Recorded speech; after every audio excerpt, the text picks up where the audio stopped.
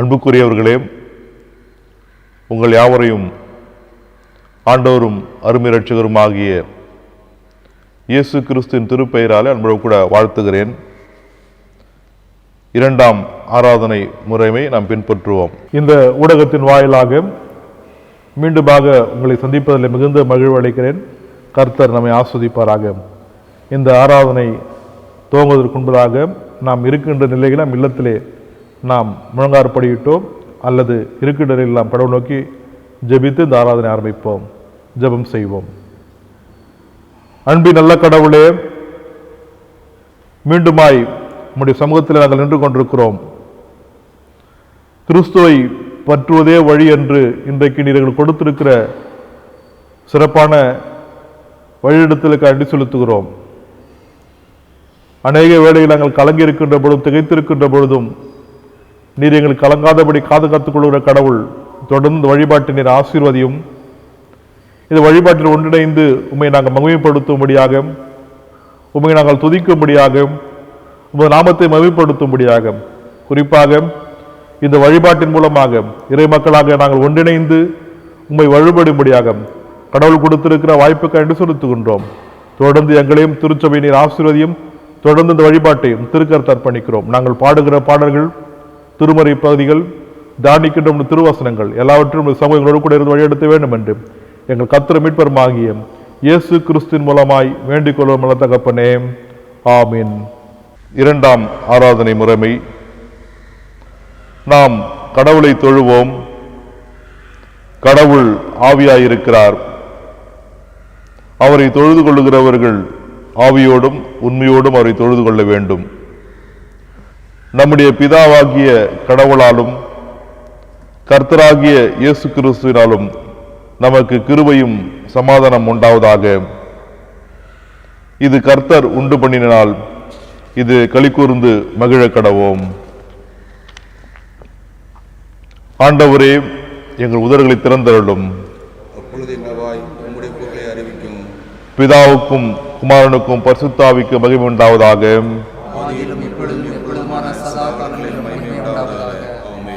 திரியேக கடவுளை போற்றுவோம்.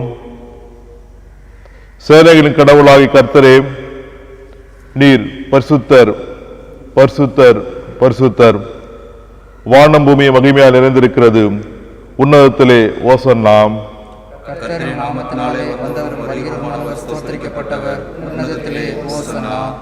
கடவுளே, நீர் பரிசுத்தர். சர்வ வல்லவரே, நீர் பரிசுத்தர். சாவாமை உடையவரே, நீர் பரிசுத்தர். ஆண்டவரே, எங்களுக்காக சிலுவையில் அறையுண்டு எங்கள் மீட்பரே எங்கள் மேல் கிருபையாயிரும்.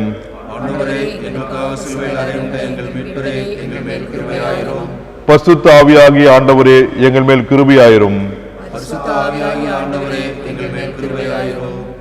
ஆண்டவரே, எங்கள் ஜெபங்களையும் எங்கள் ஆராதனைகளையும் எங்கள் மேல் கிருபையாயிரும்.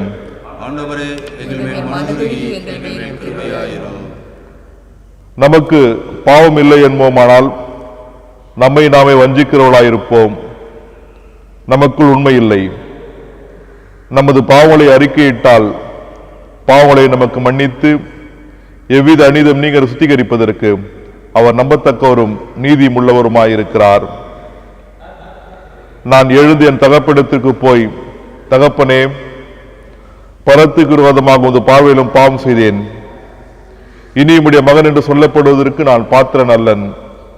உம்முடைய கூலிக்கார ஒருவராக வைத்துக் கொள்ளும் என்பேன். இறையர் சமீபத்திருக்கிறது. மனம் திரும்பி நற்செய்தி மீது நம்பிக்கை வையுங்கள். நமது பலவீனக்காக பரிதவிக்க பிரதான ஆசாரியர் நமக்கிராமல் எல்லாவிதத்திலும் நம்மை போல் சோதிக்கப்பட்டு பாவம் இல்லாத பிரதான ஆசாரியர் நமக்கு இருக்கிறார். ஆகவே நாம் முழங்காற்படியிட்டு மௌனமாக நம்மை சோதித்தறிவோமாக. சர்வவல்ல கடவுளத்தில் நாம் நமது பாவங்களை தாழ்மையோடு அறிக்கையிடுவோம். பின்வரும் பாவரிக்கையின் ஜெபத்தை, முதலாம் பாவரிக்கையின் ஜெபத்தை அனைவரும் இணைந்து சொல்லுவோம். சர்வ வல்லமையும் மிகுந்த இரக்கமுள்ள பிதாவே, தப்பிப்போன யோசனைகளுக்கும் விருப்பங்களுக்கும் மிகவும் இணங்கி நடந்தோம். உமது பரிசுத்த கற்பனைகளுக்கு விரோதமாய் குற்றம் செய்தோம். செய்யத்தக்கவைகளை செய்யாமல் செய்யத்தகாதவைகளை செய்து வந்தோம். எங்களுக்கு சுகமே இல்லை. ஆனால் ஆண்டவரே, தேவரீர் எங்கள் ஆண்டவராகிய இயேசு கிறிஸ்துவின் மூலமாய்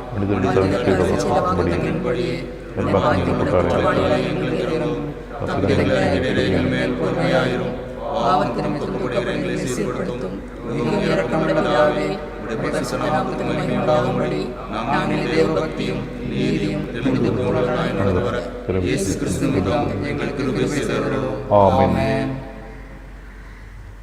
சர்வ வல்லமையும் மிகுந்த இரக்கமுள்ள ஆண்டவர் மன்னிப்பையும் பாவ நிவர்த்தியும் கட்டளையிட்டருளி வாழ்க்கையை சீர்படுத்தான காலத்தமையும் தமது பரிசுத்தாவின் கிருபையும் தேற்றம் தந்தருள்வாராக. ஆமென். அனைவரும் அமருவோம். இப்பொழுது திருமறை பகுதியில் வாசிக்க கேட்போம். வாசிக்கும்படியாக கொடுக்கப்பட்ட முதலாம் வேத பாடம் யாத்ராகமம் 14ஆம் அதிகாரம் வசனங்கள் 10 முதல் 20 முடிய. யாத்ராகமம் 14ஆம் அதிகாரம் வசனங்கள் 10 முதல் 20 முடிய. பார்வோன் சமீபித்து வருகிற போது இஸ்ரவேல் புத்திரர் தங்கள் கண்களை ஏறெடுத்து பார்த்து எகிப்தியர் தங்களுக்கு பின்னே வருகிறதை கண்டு மிகவும் பயந்தார்கள். அப்பொழுது இஸ்ரவேல் புத்திரர் கர்த்தரை நோக்கி கூப்பிட்டார்கள். அன்றியும் அவர்கள் மோசையை நோக்கி, எகிப்திலே பிரேத குழிகள் இல்லை என்றா வனாந்தரத்திலே சாகும்படிக்கு எங்களை கொண்டு வந்தீர். நீர் எங்களை எகிப்திலிருந்து புறப்பட பண்ணினால் எங்களுக்கு இப்படி செய்தது என்ன? நாங்கள் எகிப்திலே இருக்கும்போது நாங்கள் எகிப்தியருக்கு வேலை செய்ய எங்களை சும்மா விட்டுவிடும் என்று சொன்னோம் அல்லவா? நாங்கள் வனாந்தரத்திலே சாகிறதை பார்க்கிலும் எகிப்தியருக்கு வேலை செய்கிறது எங்களுக்கு நலமா இருக்குமே என்றார்கள். அப்பொழுது மோசே ஜனங்களை நோக்கி, பயப்படாதிருங்கள். நீங்கள் நின்று கொண்டு இன்றைக்கு கர்த்தர் உங்களுக்கு செய்யும் இரட்சிப்பை பாருங்கள். இன்றைக்கு நீங்கள் காண்கிற எகிப்தியரை இனி என்றைக்கும் காண மாட்டீர்கள். கர்த்தர் உங்களுக்காக யுத்தம் பண்ணுவார். நீங்கள் சும்மா இருப்பீர்கள் என்றான். அப்பொழுது கர்த்தர் மோசையை நோக்கி, நீ என்னிடத்தில் முறையிடுகிறது என்ன? புறப்பட்டு போங்கள் என்று இஸ்ரவேல் புத்திரருக்கு சொல்லு. நீ உன் கோலை ஓங்கி உன் கையை சமுத்திரத்தின் மேல் நீட்டி சமுத்திரத்தை பிளந்துவிடு. அப்பொழுது இஸ்ரவேல் புத்திரர் சமுத்திரத்தின் நடுவாக வெட்டாந்தரையிலே நடந்து போவார்கள்.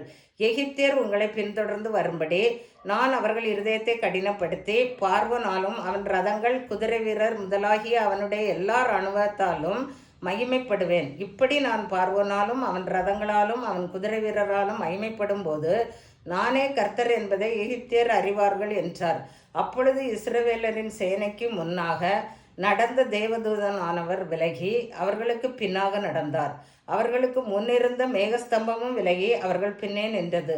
அது எகிப்தியரின் சேனையும் இஸ்ரவேலரின் சேனையும் முழுதும் ஒன்றோடொன்று சேராதபடி அவர்கள் நடுவில் வந்தது. எகிப்தியருக்கு அது மேகமும் அந்தகாரமுமா இருந்தது.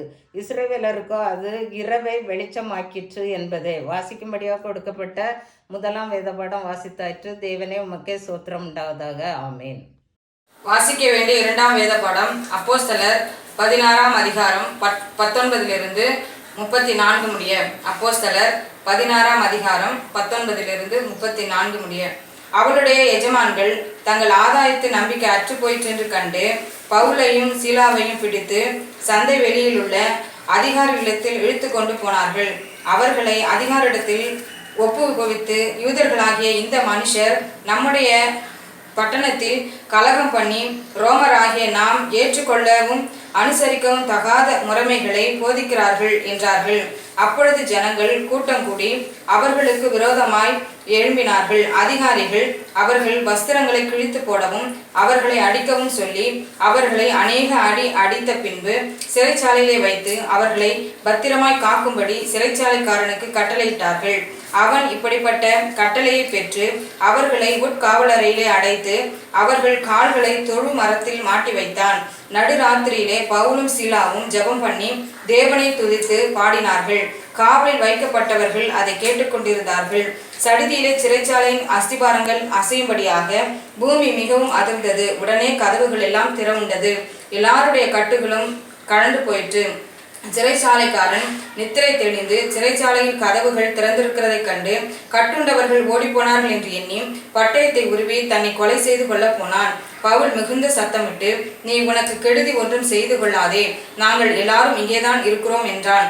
அப்பொழுது அவன் தீபங்களை கொண்டு வர சொல்லி உள்ளே ஓடி நடுநடுங்கி பவுலுக்கும் சீலாவுக்கும் முன்பாக விழுந்து அவர்களை வெளியே அழைத்து வந்து, ஆண்டவமாரே, ரட்சிக்கப்படுவதற்கு நான் என்ன செய்ய வேண்டும் என்றான்.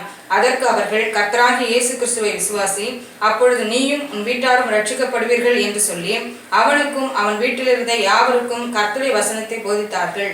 மேலும் ராத்திரியில் அந்நேரத்தில் தானே அவன் அவர்களை அழைத்து கொண்டு போய் அவர்களுடைய காயங்களை கழுவினான். அவனும் அவனுடையவர்கள் அனைவரும் உடனே ஞானஸ்நானம் பெற்றார்கள்.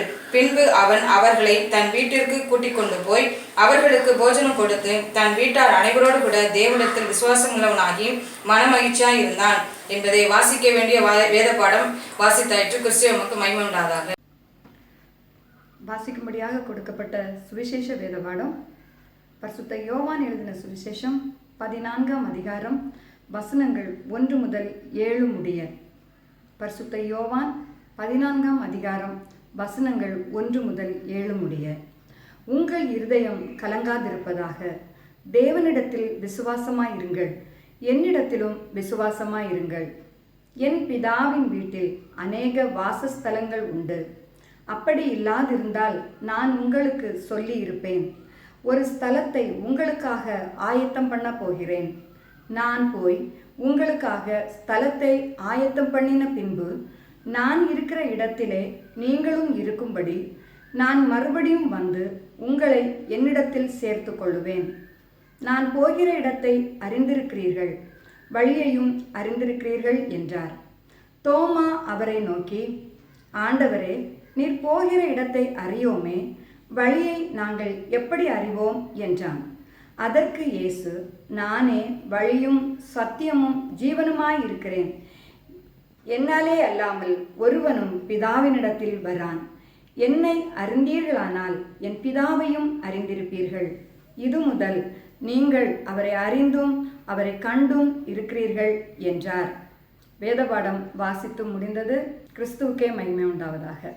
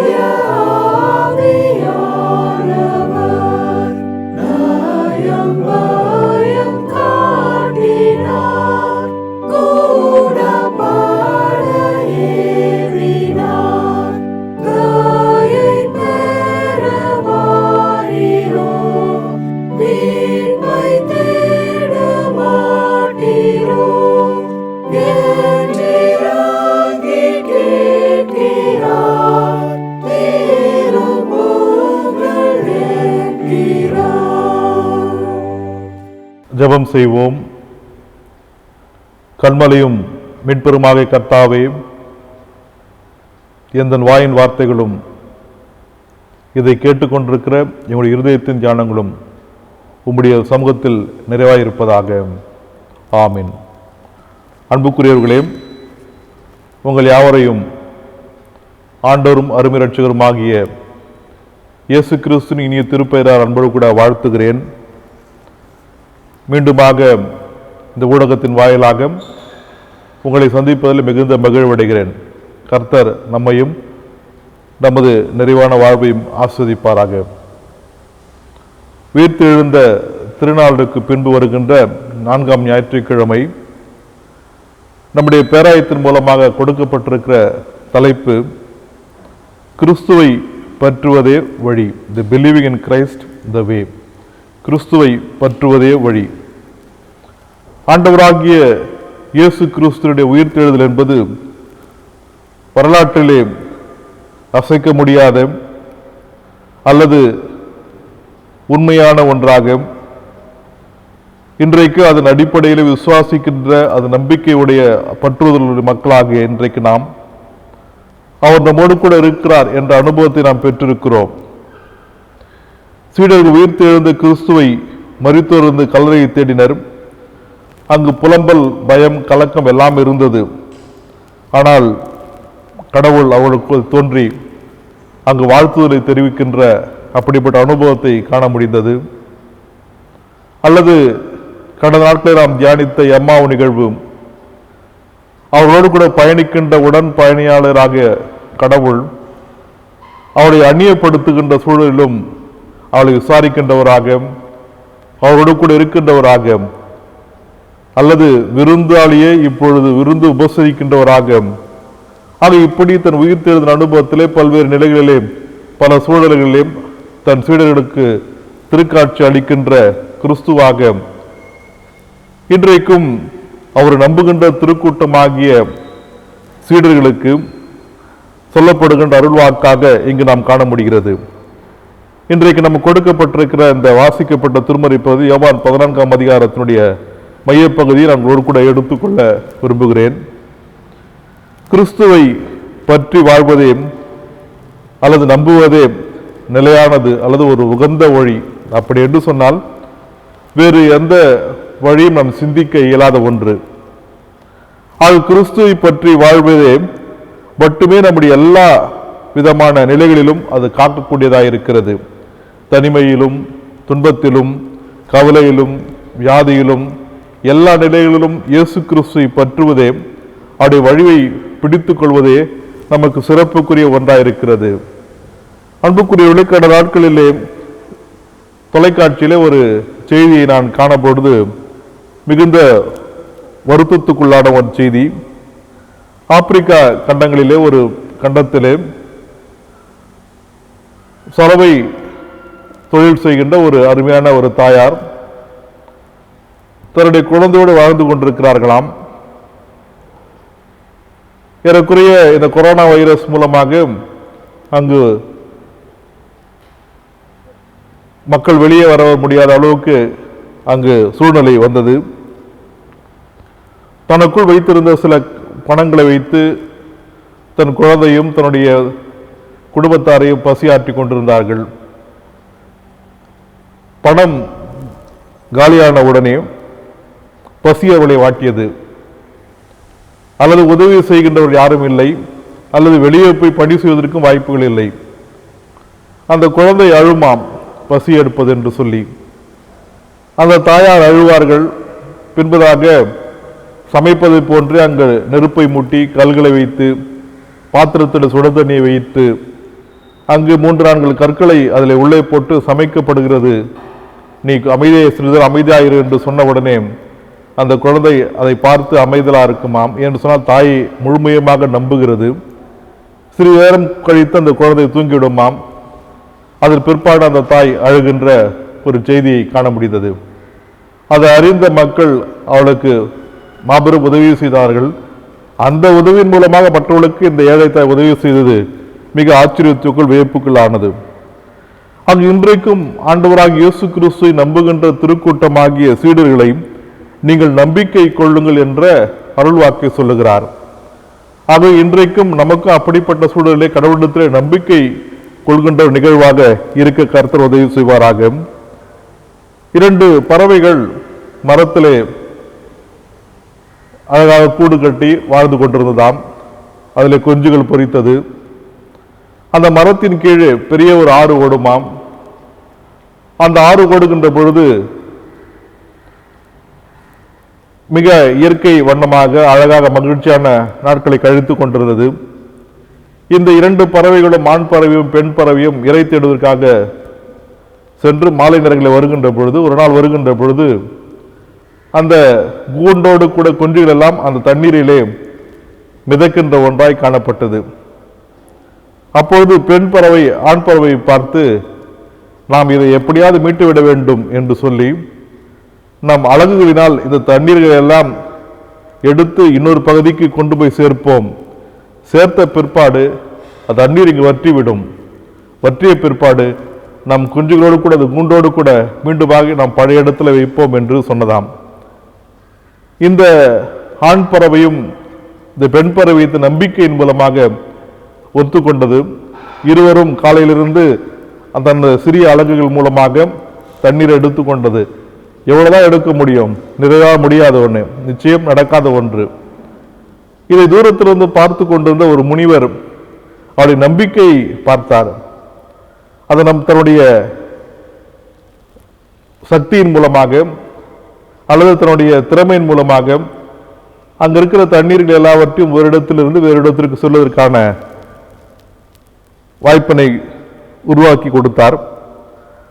அந்த முனிவர் செய்ததை இந்த பறவைகள் அறிய முடியவில்லை. ஆனால் தண்ணீர் வற்றி போயிற்று. இப்பொழுது 2 பறவைகளும் ஒன்றை பார்த்து பேசிக் கொண்டதாம்.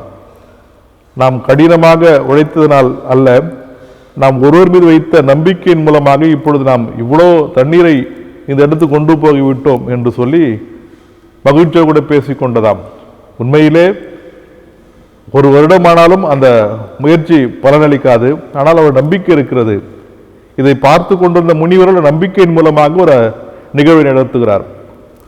இன்றைக்கும் நமக்கு ஏற்படுகின்ற போராட்டங்கள், நமக்கு ஏற்படுகின்ற கவலைகள், நமக்கு ஏற்படுகின்ற துன்பங்கள், இது எல்லாவற்றும் நாம் கடவுள் மீது மாத்திரமே நம்பிக்கை வைக்கின்ற பொழுது கர்த்தர் எல்லாவற்றையும் நன்மையாய் செய்கிறவராயிருப்பார். யோவான் 14ஆம் அதிகாரத்திலே இந்த யோவான் நற்செய்தியாளர் மாத்திரம் பதிவு செய்திருக்கிறார். மற்ற சினாப்டிக் காஸ்பல் என்று சொல்லப்படுகின்ற சமநோக்கு நற்செய்தியாளர்கள் இதை பதிவு செய்யவில்லை. இயேசு பிதாவிடம் சொல்லும் வழியை தன்னுடைய சீடர்களுக்கு அறிவிக்கிறார். ஆகவே இந்த நிகழ்வை 3 காரியங்களாக உங்களோடு கூட பகிர்ந்து கொள்ள விரும்புகிறேன்.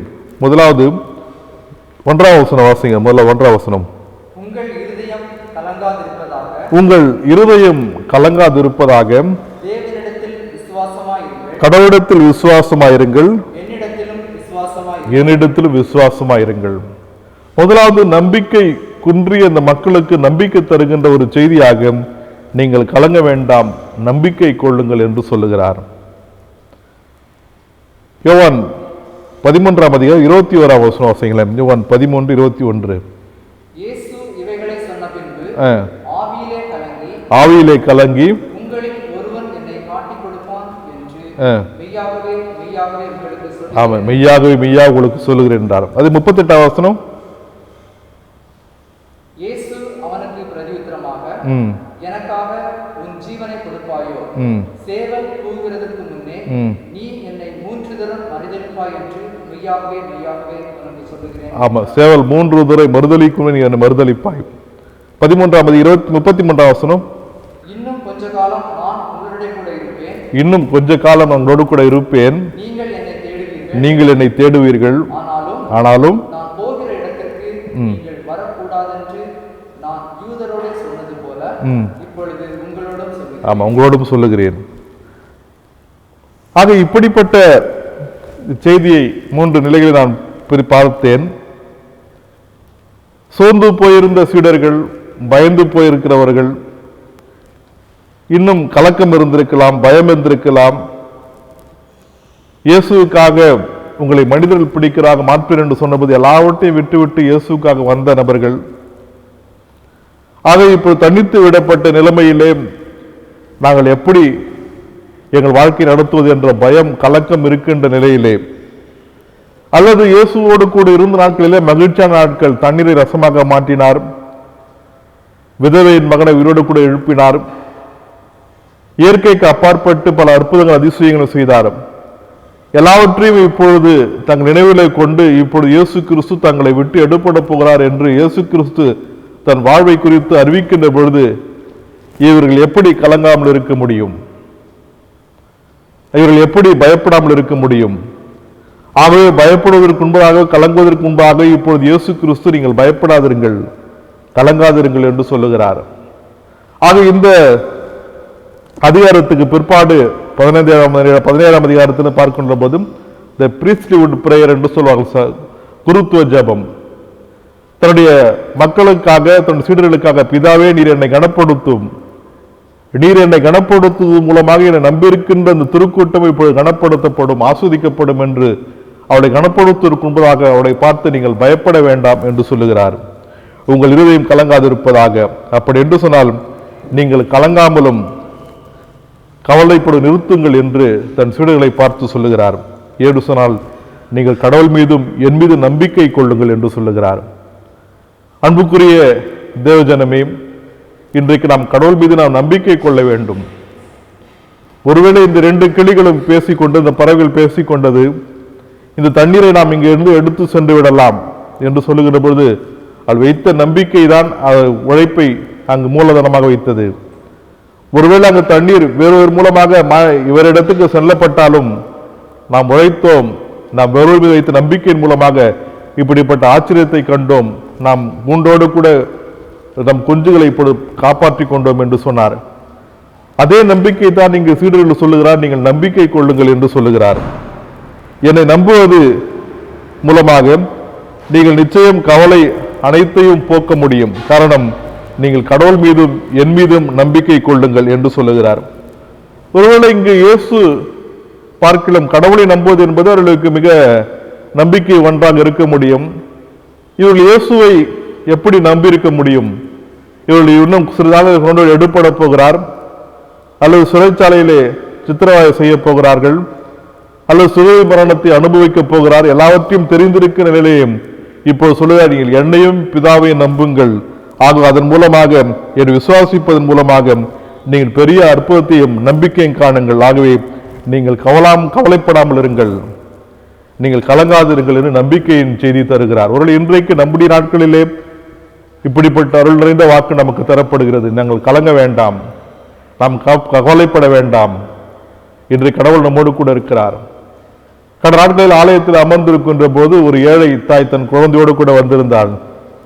அந்த அம்மாவை பார்த்து என்ன என்று கேட்கின்ற போது, நான் கடவுளை பார்க்க வந்தேன், ஏன்னா எனக்கு சாப்பாடு இல்லை, நான் கடவுளை பார்க்க வந்தேன். அவருடைய ஏக்கம் கலக்கம் எல்லாமே ஒருவேளை மனிதர்கள் உதவி செய்வார்கள் என்று, நான் அப்படிப்பட்ட சூழலில் என்னதான் பார்க்க வந்தாங்கன்னு சொல்லிட்டு பால்ராஜ் அண்ணனை கூப்பிட்டு நான் கேட்டேன். அந்த அம்மா சொன்ன வார்த்தை, கடவுளை பார்க்க வந்தேன். அதை இன்றைக்கு அப்படிப்பட்ட சூழலை கலங்கியிருக்கிற மக்களை பார்த்து கடவுள் பயப்படாதிருங்கள் சொல்லுகிறார். இன்றைக்கு அநேக மக்கள் அப்படிப்பட்ட சூழலை கலங்கியிருக்கிறாங்க, பயந்திருக்கிறாங்க, சாப்பாடு இல்லாம தனிமையிலே. ஆக அப்படிப்பட்ட மக்களுக்கு கடவுள் நமக்கு கொடுத்திருக்கிற மிகப்பெரிய அழைப்பு, அப்படிப்பட்ட மக்களோடு கூட நம்ம உறவாடுகின்ற, அப்படிப்பட்ட மக்களுக்கு உதவி செய்கின்ற எண்ணத்தை கடவுள் நமக்கு தர வேண்டும்.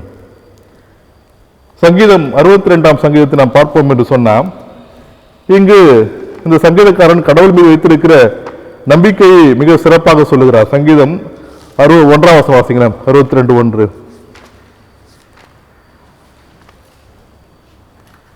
தேவனை நோக்கி என் ஆத்துமா அமர்ந்திருக்கிறது, அவராலே என் ரட்சிப்பு வரும். ஆமா, அவராலே எனக்கு ரட்சிப்பு. ஆத்துமா கர்த்தரையே நோக்கி காத்திருக்கிறது. இந்த பாடகத் தலைவனாக எழுதப்பட்ட ஒன்று, கடவுளின் பாதுகாப்பில் தான் என் நம்பிக்கை இருக்கிறது என்று சொல்லுகிறார். அப்படி என்று சொன்னால் கடவுளிடத்தில் காத்திருத்தல் என்பது நம்பிக்கை தருகின்ற ஒன்றாயிருக்கிறது. கடவுளிடத்தில் காத்திருத்தல் என்பது மகிழ்ச்சியை தருகின்ற ஒன்று மாத்திரமல்ல, அது பரிசுத்தத்தை காட்டுகின்ற ஒன்றாயிருக்கிறது. கடவுளத்தில் பொறுமையோடு கூட காத்திருத்தல் என்பது ஏடு சொன்னால் அவர் அண்மையில் உள்ளார். ஆகவே இந்த நம்பிக்கையின் செய்தியை இந்த திருப்பாடல் ஆசிரியர் சொல்லுகிறார். எனக்கு ஏற்படுகின்ற எல்லா நிலைகளிலும் கடவுளுடைய சமூகத்தில் நான் வந்து நிற்பேன். எப்படி அந்த ஏழைத்தாய் வந்து நான் கடவுளை பார்க்க போகிறேன், என் குறைகளை கடவுளத்தில் சொல்ல போகிறேன், நான் திருவான்மையூரிலிருந்து நடந்து வந்திருக்கிறேன், எனக்கு உதவி செய்வதற்கு யாரும் இல்லை என்ற அப்படிப்பட்ட இயக்கத்தை அந்த தாயார் வெளிப்படுத்துவது போல ஒரு இந்த திருப்பாடல் ஆசிரியரும் தன்னை வெளிப்படுத்த கடவுள் மீது வைத்திருக்க நம்பிக்கை வெளிப்படுத்துகிறார். இங்கு எனக்கு ஏற்படுகின்ற போராட்டங்கள், எனக்கு ஏற்படுகின்ற கவலைகள் எல்லாவற்றிலும் நான் என் நண்பரிடம் சொன்னால் அதில் சில சமயம் அது இரட்டிப்பாகும், சில சமயம் நன்மையாக, சில சமயம் இரட்டிப்பாகும். ஆனால் கடவுளுடைய சமூகத்தில் நான் சொல்லுகின்ற பொழுது என் பிரச்சனைகள் குறைந்து விடும். ஆகவேதான் சில நம்பிக்கை கடவுளிடம் இருக்கிறது. கடவுளின் ஆத்துமாவே கர்த்தருடைய சமூகத்தில் பொறுமையோடு கூட காத்திரு, அவர் ஏற்ற காலத்தை உன்னை வழியெடுத்துவார்.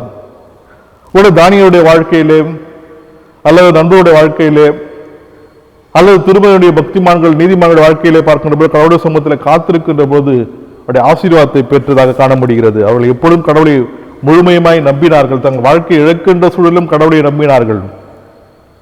அங்கு சிங்ககபியிலே போடப்படுகின்ற பொழுது தன் வாழ்க்கையை இழக்கின்ற நிலையிலே கர்த்தர் அவரோடு கூட இருந்திருக்கிறார் என் நம்பிக்கை, கர்த்தர் எங்களை காப்பாற்றுவார் என்ற நம்பிக்கை. 5ஆம் வசனத்தில், இந்த சங்கீத 5ஆம் வசனத்திலே அவரே என் கண்மலையும் என் ரட்சிப்பும் என் உயர்ந்த அடைக்கலமானவர், நான் அசைக்கப்பட போகிறதில்லை. எனக்கு ஏற்படுகின்ற எப்படிப்பட்ட துன்பம் வந்தாலும், புயல் வந்தாலும், போராட்டம் வந்தாலும், பிரச்சனை வந்தாலும் நான் ஒரு காலம் அசைக்கப்பட போகிறதில்லை. எப்படி ஒரு சிறிய நங்கூரமானது பெரிய கப்பலையே காப்பாற்றுகிறதோ அல்லது கப்பலை அசைக்காதபடி காப்பாற்றுகிறதோ, இந்த நம்பிக்கையின் மூலமாக கர்த்தர் என்னோடு கூட இருக்கிறார், நான் சிறிதளவும் அசைவரப் போகிறதில்லை என்ற ஒரு நம்பிக்கை.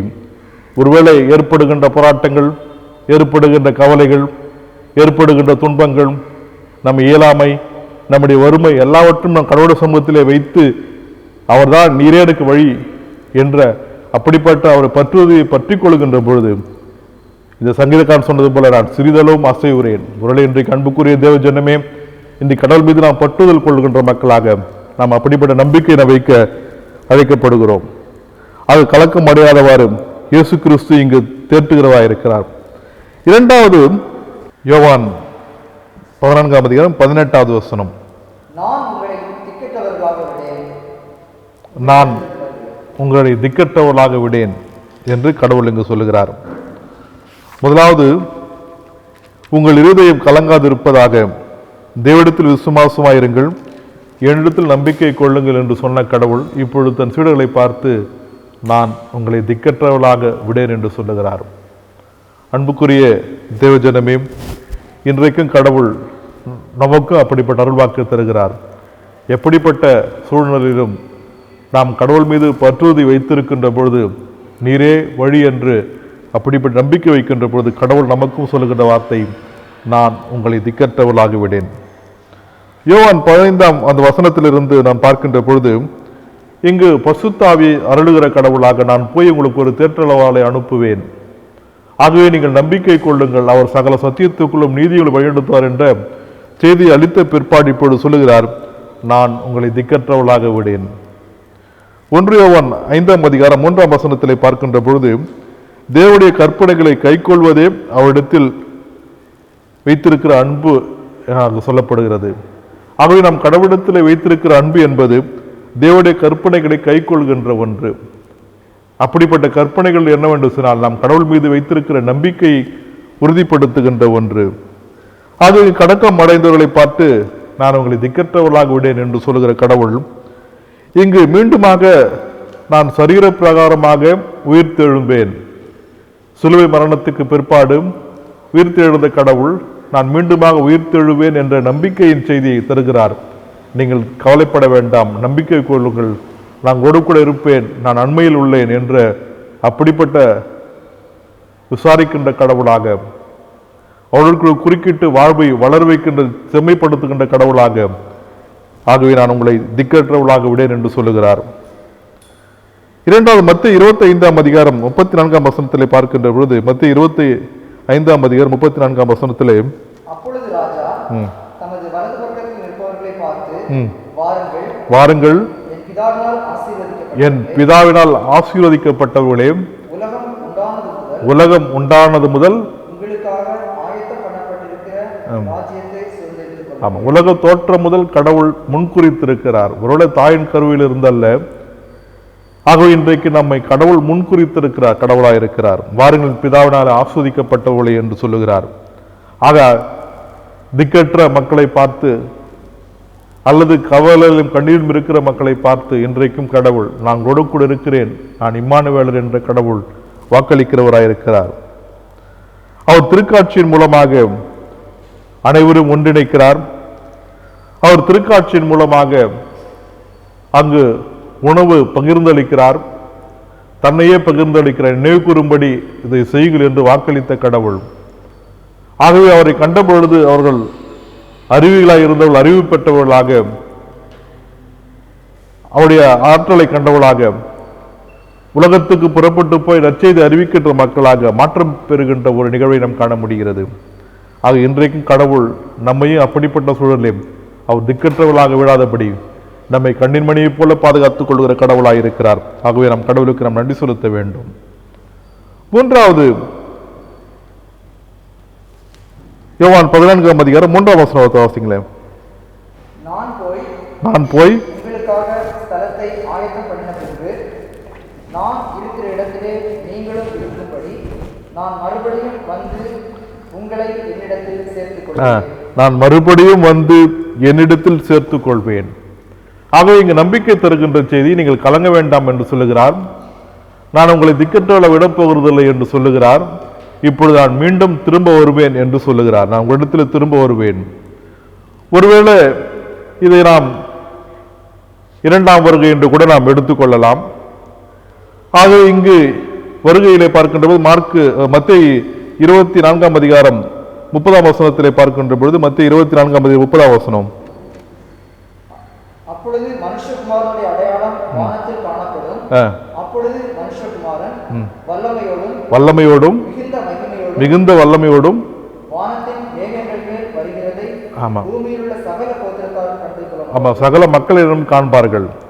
அதே மார்க்கு 13ஆம் அதிகாரம் 26ஆம் 27ஆம் வசனத்தில் இப்படி சொல்லப்படுகிறது. மார்க்கு 13ஆம் அதிகாரம் 26ஆம் 27ஆம் வசனம், அப்பொழுது மனுஷகுமாரன் மிகுந்த வல்லமையோடும் மகிமையோடும் மேகங்களின் மேல் வருகிறதை காண்பார்கள். அப்பொழுது அவர் தம்முடைய தூதரை அனுப்பி தாம் தெரிந்து கொண்டவர்களை பூமியின் கடைமனை முதற்கொண்டு வானத்தின் கடைமனை மட்டுமுள்ள 4 திசைகளிலும் இருந்து கூட்டி சேர்ப்பார். அவர் கூட்டி சேர்க்கிறார். உங்களை தன் சீடர்களுக்கு சொல்லுகிறார், நான் மீண்டும் திரும்ப வருவேன், வந்து நான் சேர்ப்பேன் என்று சொல்லுகிறார். என் பிதாவின் வீட்டில் அநேக வாசஸ்தலங்கள் உண்டு, அப்படி இல்லாததான் அவங்களுக்கு சொல்லியிருக்க போகிறதில்லை. ஆகவே நான் போய் உங்களுக்காக ஏற்பாடு செய்ய போகிறேன் என்று சொல்லுகிறார். ஆகவே அப்படிப்பட்ட சூழலிலும் நான் போகிற இடத்தை அறியாதிருக்கிறீர்கள் என்ற போது தோமா அவரை நோக்கி, ஆண்டவரே, நீர் போகிற இடத்தை அறியோமே என்று சொல்லுகின்ற பொழுது, இயேசு நானே வழியும் சத்தியமும் ஜீவனுமாயிருக்கிறேன் என்று சொல்லுகிறார்.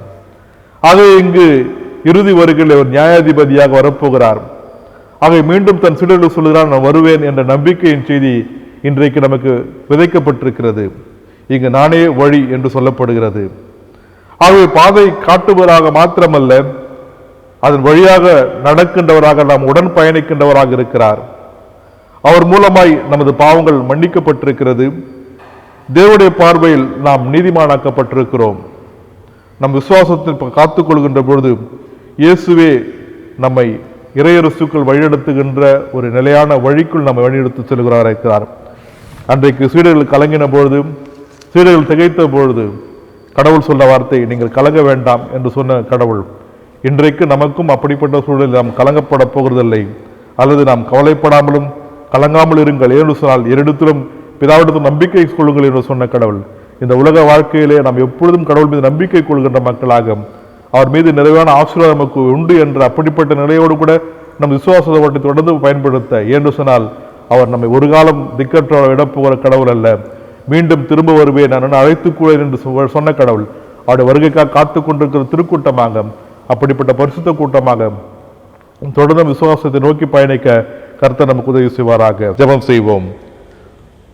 கிருபையும் இரக்கமுள்ள நல்ல தந்தையே, இந்த மகிழ்ச்சியான வேலைக்காய் மீண்டுமாய் நன்றி செலுத்துகின்றோம். தொடர்ந்து நீர் எங்களை ஆசீர்வதியும். நீர் பொறுப்பெடுத்துக் கொள்ளும். பிதா குமாரன் பசுத்தாவின் திருப்பெயராலே ஆமென். செய்தியை கேட்ட நாம் யாவரும் நாம் இல்லங்களில் அமர்ந்தபடியே அல்ல இருந்தபடியே அப்போஸ்தலர் விசுவாச பிரமாணத்தை அனைவரும் இணைந்து சொல்லுவோம். பக்கம் 9ஆம் பக்கத்தில் உள்ள அப்போஸ்தலர் விசுவாச பிரமாணத்தை அனைவரும் இணைந்து சொல்லுவோம். வானத்தையும் பூமியும் படைத்த சர்வவல்ல பிதாவாகிய தேவனை விசுவாசிக்கிறேன். அவருடைய ஒரே குமாரனாகிய நம்முடைய நாதர் இயேசு கிறிஸ்துவை விசுவாசிக்கிறேன். அவர் பரிசுத்த ஆவியினாலே கன்னியிடத்தில் பிறந்தார். பொந்திய பிலாத்தின் காலத்தில் சிலுவையில் அறைந்து மரித்து அடக்கம் பண்ணப்பட்டு பாதாளத்தில் இறங்கினார். மூன்றாம் நாள் மரித்திருந்து எழுந்தருளினார். பரலோகத்துக்கு ஏறி சர்வ வல்லமையுள்ளவராகிய தேவனுடைய வலதுபார்சத்தில் வீற்றிருக்கிறார். அவ்விடத்திலிருந்து ஒரு மருத்துவரின் நியாயத்திற்கு வருவார். பரிசுத்த ஆவியை விசுவாசிக்கிறேன். பரிசுத்தவான்களுடைய ஐக்கியமும் பாவமன்னிப்பும் சரீரம் உயிர்த்தெழுதலும் நித்திய ஜீவனும் விசுவாசிக்கிறேன். ஆமென். கர்த்தர் இருப்பாராக. கர்த்தாவே எங்களுக்கு இறங்கும். கர்த்தாவே எங்களுக்கு இறங்கும். பரமண்டலில் இருக்க எங்கள் பிதாவே, ராஜ்யம் வருவதாக, பூமியிலே செய்வதாக, எங்களுக்கு விரோதமாய் குற்றம் செய்வதாக மன்னிக்கிறது போல எங்கள் குற்றங்களை மன்னியும். எங்களை சோதனையில் பிரவேசிக்காமல் தீமையில் எங்களை ரட்சித்துக் கொள்ளும். ராஜ்யம் வல்லமையும் உடையவர்களே. ஆமென். இந்த வாரத்திலும் பிறந்தநாள் திருமண நாளை காண்கிற இறைமக்கள் என்பது கூட வாழ்த்துகிறேன். குறிப்பாக தூய யோவான் ஆலயம் மேடவாக்கம் திருச்சபை சார்ந்த இறைமக்களையும், நல்ல சமாரியன் திருச்சபை சார்ந்த பள்ளிக்கரணை இறைமக்களையும், தூய யோவான் திருச்சபை சார்ந்த சித்தாலப்பாக்கம் இறைமக்களையும் அன்போடு கூட வாழ்த்துகிறேன். இந்த வாரத்தில் பிறந்த நாட்களை காண்பதற்காக நாம் கடவுள் நோக்கி மன்றாடுவோம். பரிசுத்தமுள்ள நல்ல தந்தையே, மீண்டுமாய் உம்முடைய சமூகத்திலே நாங்கள் நன்றியதோடு கூட உங்கள் சமூகத்தில் நின்று கொண்டிருக்கிறோம். வாருங்கள், கர்த்தருடைய ஆலயத்திற்கு போவோம் என்று சொன்னபோது மிகுந்த மகிழ்வடைந்தேன் என்று சொன்ன வண்ணமாக யோவான் சங்கீதக்காரன் 62ஆம் சங்கீதத்தில் சொன்ன வண்ணமாக நீ என் ஆத்துமாவே கர்த்தருடைய சமூகத்திலே அமைதலாயிரு. ஆக அப்படிப்பட்ட நம்பிக்கை பெற்ற மக்களாக, நன்றி செலுத்துகின்ற மக்களாக மீண்டும் உடைய சமூகத்தில் நாங்கள் நின்று கொண்டிருக்கிறோம். இந்த வாரத்திலே திருச்சபை சுவரமாக அன்போடு கூட வாழ்த்துகிறோம். பிறந்த நாட்களும் திருமண நாட்களையும் தங்கள் வாழ்நாளில் புதிய நாளை காணும்படிய கடவுள் கொடுத்த கிருபைக்கு நன்றி செலுத்துகின்றோம். இன்னும் அநேக இப்படிப்பட்ட நிறைவான ஆசீர்வாதங்களுக்கான மகிழ்ச்சியைக்கான கர்த்தர் உதவியம் தொடர்ந்து நாங்கள் வாழ்த்துகிறோம். இந்த வாழ்த்து நிலையத்திற்கு கர்த்தர் உதவியம் நிறைய பொறுப்பெடுத்துக் கொள்ளும். பிதா குமாரன் பரிசுத்தவான் திருப்பெயராலே ஆமென். கர்த்தர் உங்களை ஆஸ்வதிப்பாராக. ஆமென்.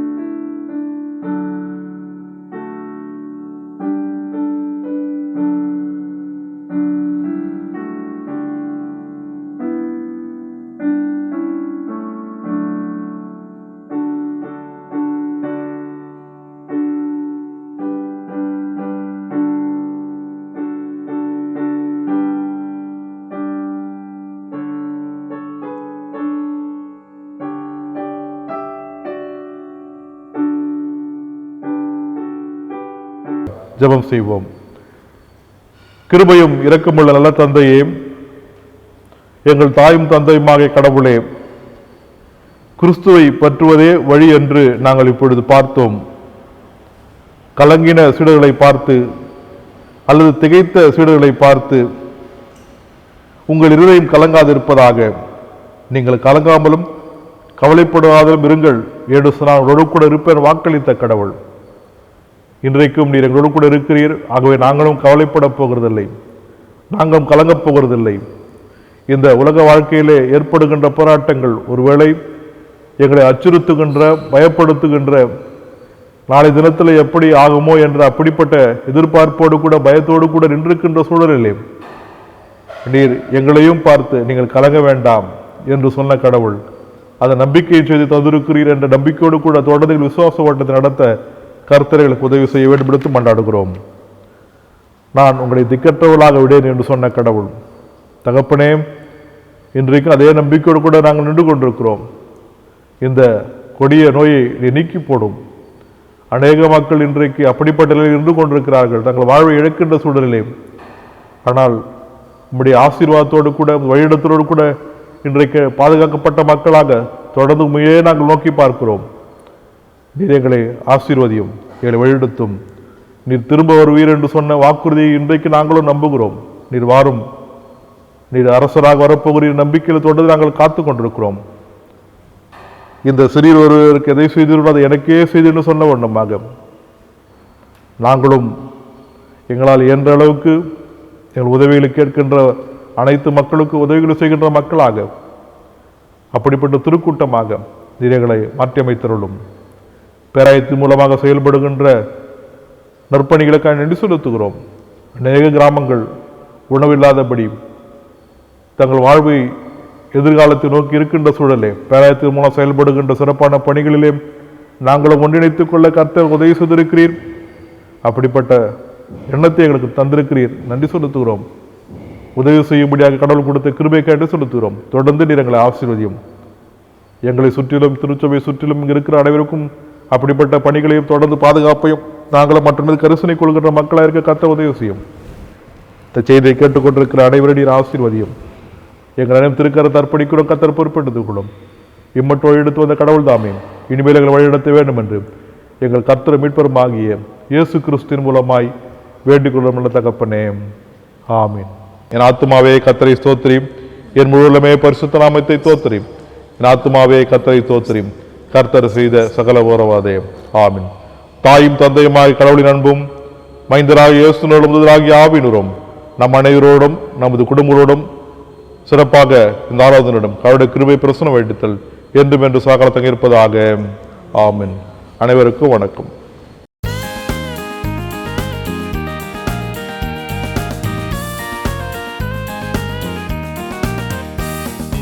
ஆதாரம் நீதானையா, என் துறையே ஆதாரம் நீதானையா.